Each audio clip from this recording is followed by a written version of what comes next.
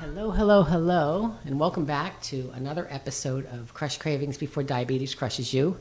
My name is Karen Sammer. I'm your host, and I am a board-certified health and wellness coach. I work with people who are overweight and pre-diabetic to crush the cravings that keep them from being able to lose the weight they need to lose so that they can avoid taking diabetes meds for the rest of their lives.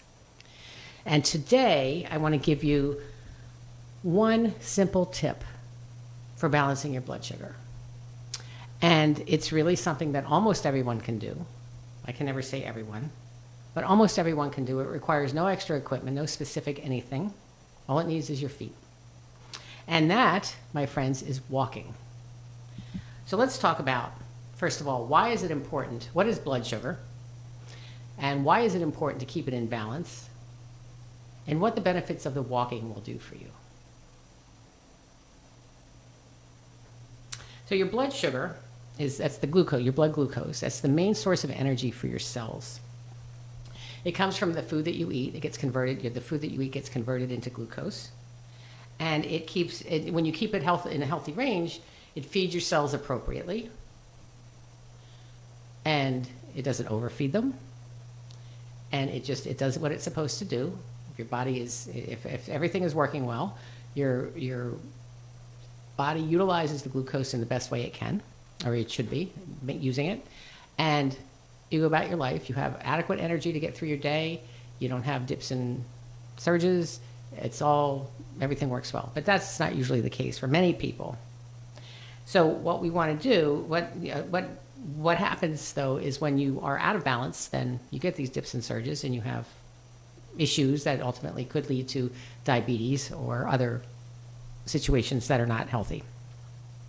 So when your body does not properly process the glucose because of an abundance of it, or for whatever reason your pancreas is not functioning properly so that the insulin and glucose relationship is not healthy, then what happens is your body becomes insulin resistant and is not able to use the glucose that it has, so it builds up in your bloodstream, and ultimately can cause you diabetes. So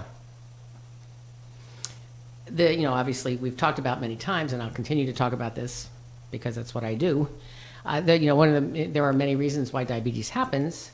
There are, our standard American diet, our standard Western diet is certainly a big contributor to diabetes. Our lack of exercise, so our sedentary lifestyle.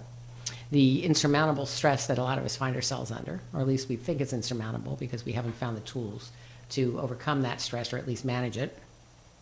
And then some medications will actually cause cause your blood sugar to go out of balance and ultimately contribute to the development of diabetes. But before this happens, before you develop a situation where you become diabetic, you can mitigate that. You can you can reverse prediabetes. And one of the ways you can do that is through simple exercise. You don't have to be a marathon runner. You don't have to be a gymnast. You don't have to be a ballroom dancer. All you have to do is walk. And if you are physically able to take a walk, that is the simplest way for you to overcome an imbalance in your blood sugar. You don't need any extra equipment. All you need is shoes. And maybe you don't even need shoes if you're walking in the right place. I'd be careful though. But a good pair of walking shoes, your feet, and just go outside and take a walk. It does not have to be a 3-hour walk either. So what you do is when you get out there, you walk, you get your blood, your pulse up, your my goodness, my words are not coming to me today. But you want to get your heart rate up. That's what you want to get your heart rate up a little bit. You don't have to keep it up the entire time. So you can do intermittent, quicker and slower walks. You can, and what happens is when you walk, especially after you've eaten, what happens is you help to balance out your blood sugar. You help to utilize the glucose more efficiently and make sure that you do not build up a store of it. Because what happens is when you have an abundance of glucose and your body starts to become insulin resistant because of that, you also store it as fat. and that exacerbates the problem. So when you are out walking, your muscles use the glucose for energy. It helps to bring down, because it utilizes the glucose that you have, so it brings down your blood sugar. It also increases your insulin sensitivity. So that means that your body can use the insulin more effectively to move the glucose from your bloodstream into your cells. Because if it doesn't get into the cells, it's not going to benefit you. And the insulin is the key to open the door to the cell for the glucose to get in. And so when you do regular time, if you get out regularly, once a day, twice a day, whatever you can do, you can help your body become more efficient in managing that blood sugar. So immediately when you start walking, even if you just do 10 to 15 minutes a day, after meals especially, this is especially effective after meals, you can lower your glycemic load. So the glycemic load is the amount of glucose that was part of your meal, whatever your meal is, and that's everything. That's all of the food sources that you ate in a meal. They all add to your glycemic load or not, depending on what type of food it is. But what it does is, taking a walk immediately after a meal, it brings down your glycemic curve. So your glycemic load goes up because you've eaten food that converts to glucose, but as you're walking, you bring that down again. And what happens is the act of walking will flatten out that curve. So you're not having those dips and surges. You're having more of an even keel of delivery of glucose into your cells. Then long term, when you're walking, it helps to improve your fasting glucose. It helps to improve your immediate blood sugar, but it also helps to improve your A1C. And your A1C is the average of your blood sugar over 3 months.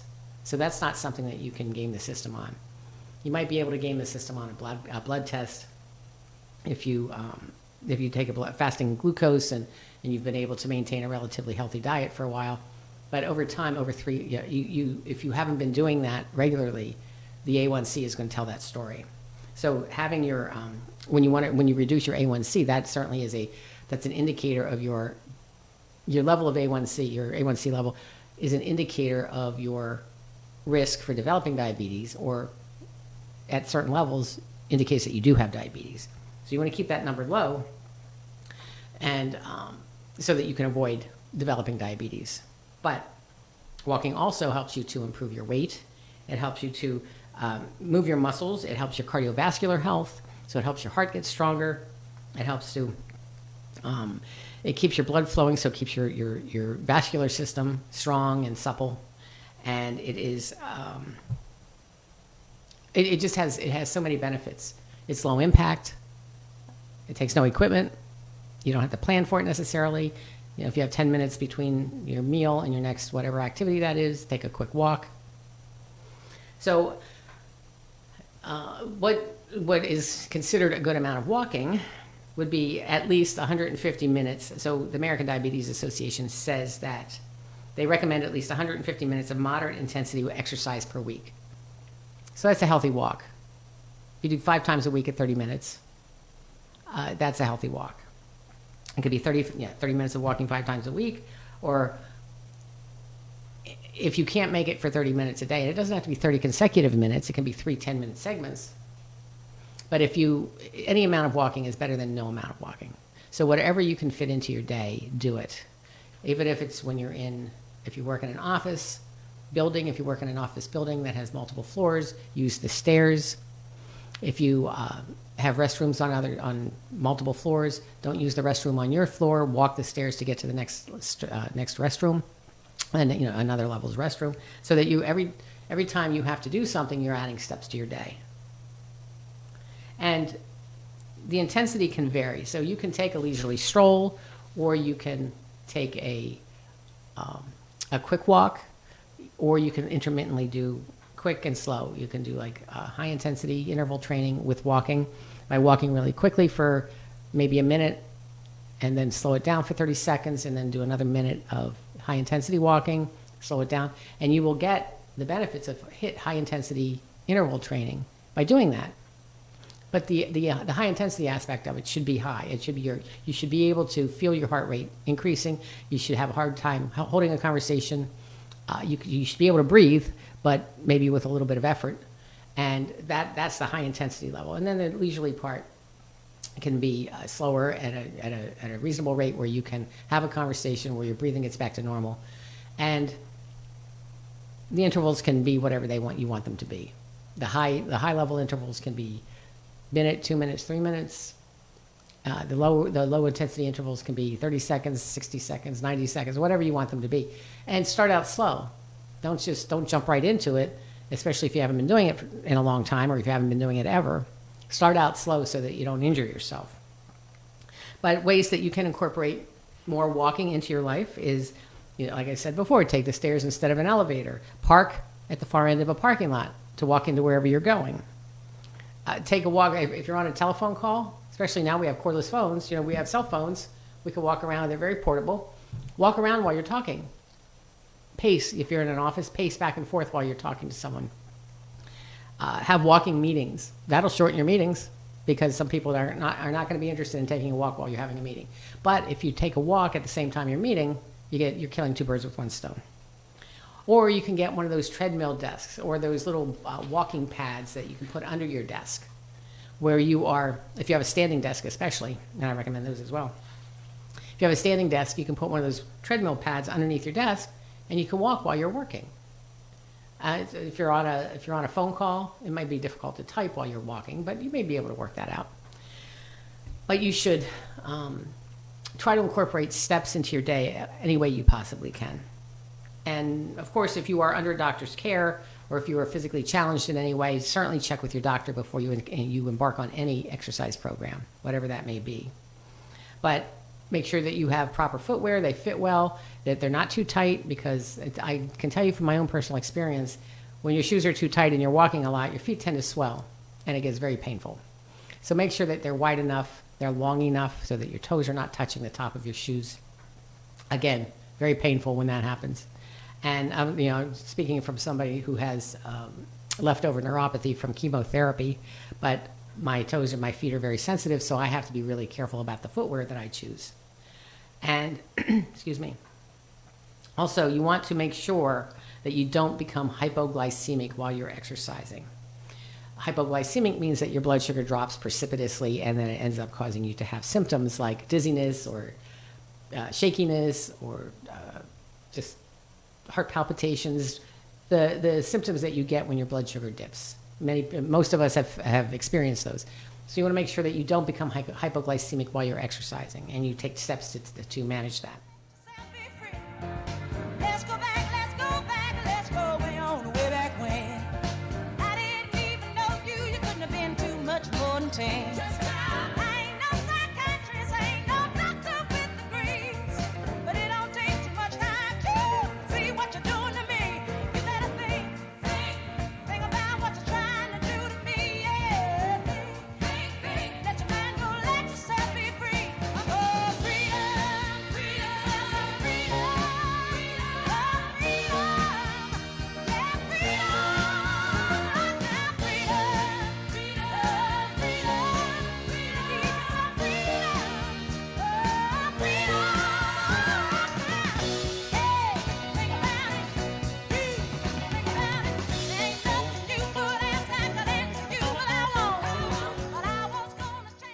So, as I said, walking is an amazing exercise. It takes no effort, it doesn't take no effort.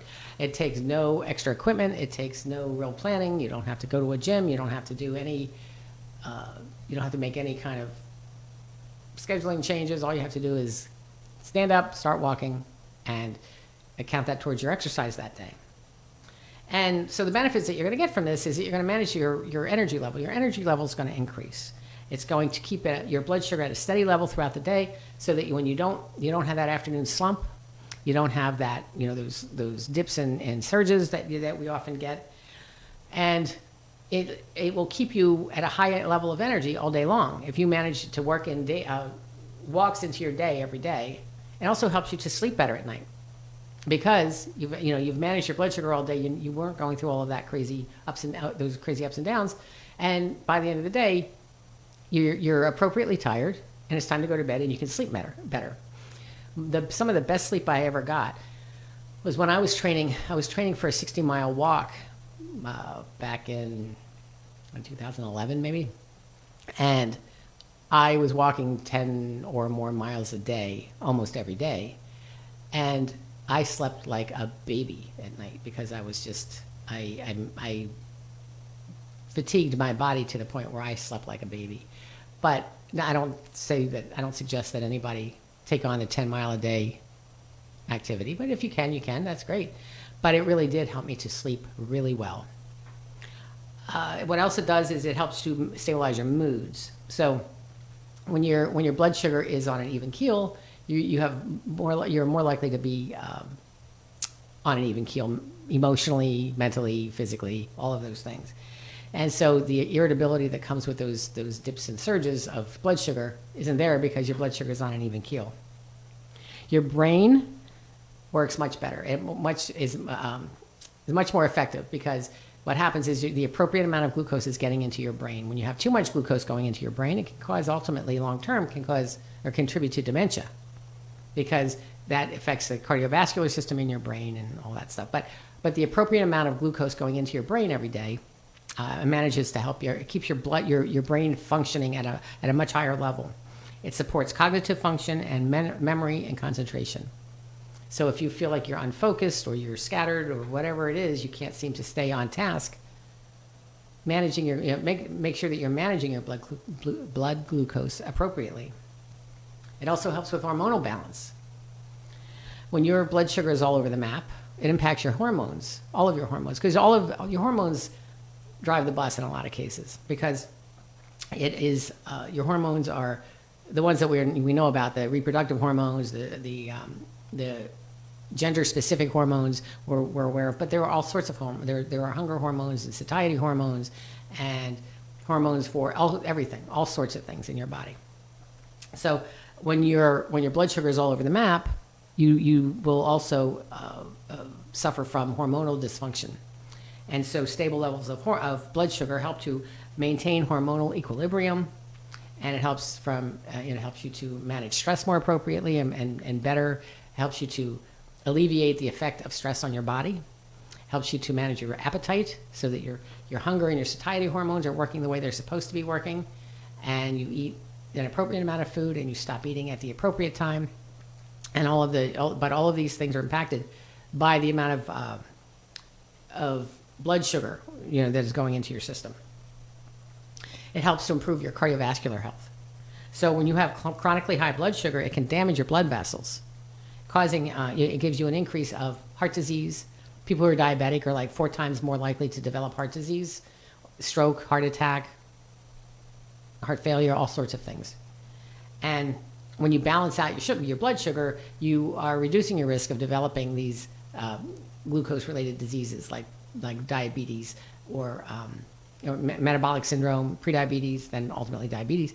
But when you're balanced, when your blood sugar is balanced, your hormonal levels are more likely to be balanced. Helps you to manage your weight. When you're walking, you are constantly utilizing glucose the way it's supposed to be used. Your muscles need it, right, when you're walking. So you have a lot of muscles engaged in walking. So a lot of these muscles require the glucose that you wouldn't necessarily need if you're sitting behind a desk all day. So when you have stable blood sugar, it helps to control your appetite, it reduces your cravings, and it also helps to support your body weight because you need more calories when you're exercising than you do when you're being sedentary. If you're consuming a calorie deficit, not a huge calorie deficit, a calorie deficit versus what you need, then you will lose weight. But also, when you're maintaining that blood sugar level, you're going to eat the appropriate amount of calories, or your body is going to want the appropriate amount of calories. And when you've been able to minimize the cravings for anything that isn't necessarily supportive of your good health, then you're able to lose the weight. It helps also with inflammation reduction. So when you have high blood sugar, you inflame your body. Everything in your body develops a level of inflammation. And so when you are keeping your blood sugar balanced and the glucose is being used appropriately and it's not being stored as fat and it's not being kept outside of the cells because the insulin isn't working, then your inflammation, your risk of inflammation is reduced. It helps to support your long-term health. When you balance your blood sugar, you reduce your risk of developing type 2 diabetes and all of the complications that go along with that. It helps you to also reduce your risk of many other chronic illnesses, because when your blood sugar is out of balance, it can cause all kinds of stuff in your body that makes you more prone to chronic illness, many of which are preventable when you are managing your blood sugar, managing your weight, managing your dietary choices, managing your exercise, your stress level, your lifestyle choices. And so when you are walking, the way it works, the way the blood sugar is balanced in your walking is that you have immediate glucose utilization. So you're using the glucose for your the energy for your muscles, as I said before, and that automatically will bring down your blood sugar level. It also helps you to improve insulin sensitivity. So one of the problems with eating too much sugar and not moving and not, just not following a healthy diet is that you ultimately become insulin resistant, which means that the insulin is not doing its job. It's not opening the door to the cell to let the glucose in. And as a result, it builds up in your blood. The glucose builds up in your blood. And then you end up having to go on medication for the medication to do the job that insulin is supposed to be doing. So when you're walking, you help to make your body more insulin sensitive, which is the opposite of insulin resistant. And it is much more likely that you are able to utilize glucose the way it's meant to be utilized. Even after you're done walking, your blood sugar levels will remain more in equilibrium. So when you eat and you take a walk immediately after eating, that helps to bring down the level. It flattens that glycemic curve, and it keeps your blood sugar on an even keel longer. It also helps to reduce stress. Who wouldn't like a lot of stress reduction in our lives, in our crazy lives these days? With everything that goes on in the world and in your own personal life, stress reduction is really a very important component to a healthy life. Managing your weight, as I said before, and it is very accessible. For most people, walking is a very accessible exercise. If you have feet that function and a pair of shoes, you can walk. And even if you don't have a pair of shoes, walk somewhere where you're not going to injure your feet barefoot. Because actually walking barefoot on earth is a really good thing. It helps to balance you out. It provides negative ions. It helps to really lower inflammation. Does all kinds of stuff for you. You got to find a place that doesn't have chemicals on it and is actual earth, not tar or asphalt. And walking can be done at any intensity. You can do a leisurely stroll right up to a fast power walk or speed walking. And it's a low impact. It's not running. Running is kind of hard on your joints if you're not used to it, and your joints are compromised anyway for various reasons. Running is a little bit difficult for people, but it can be very difficult for some people. But walking doesn't have that impact, does not have that high impact on your joints. So walking is accessible to just about everybody. And you can do it long term.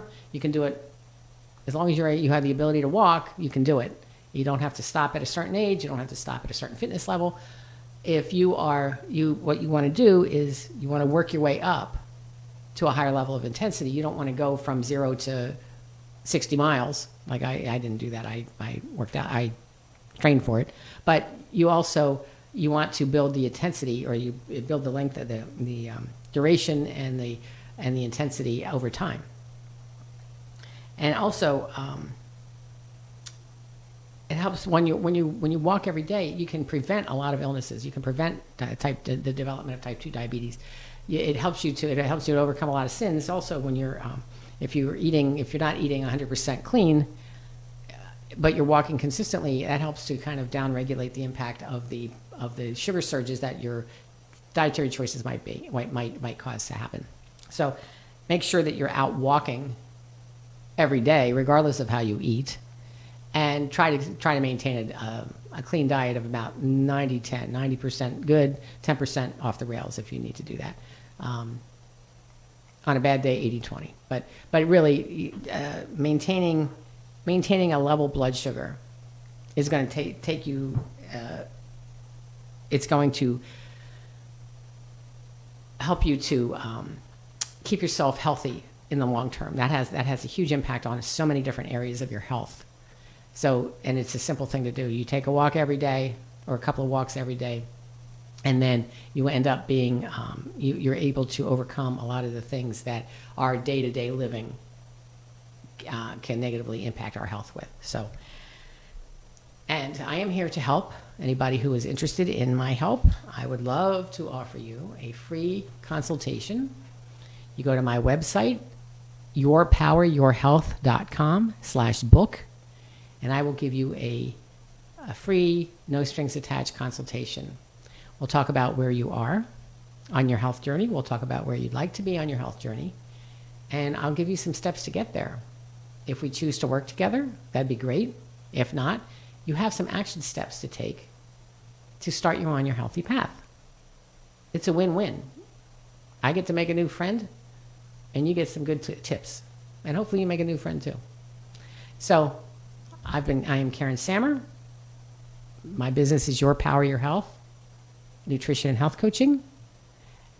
I am a board certified health and wellness coach, and I can help you to overcome your cravings so that you can lose the weight you need to lose to maintain your healthy life, including avoiding diabetes meds for the rest of your life. Have a good day.